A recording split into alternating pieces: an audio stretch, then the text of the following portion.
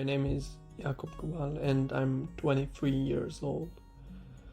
Currently I'm in Boston, where I study music at Berklee College of Music, and with the help of ASEF Education Foundation I'm able to study here and expand my knowledge. My primary instrument here is the accordion, but of course I take also other music classes. I'm really trying to explore the possibilities of the accordion, like in jazz and other genres, because there's only 2 accordion players here at Berklee, and it's a really nice opportunity to explore it and maybe even bring some of Slovenian culture here in the US and exchange some things.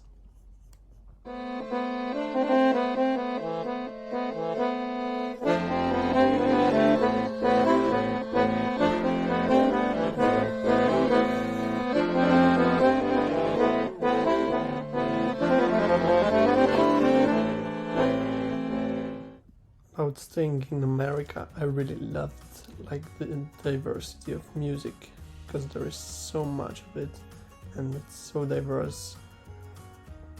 Traditional American to classical, jazz, even Middle Eastern, you name it, there's a lot of it.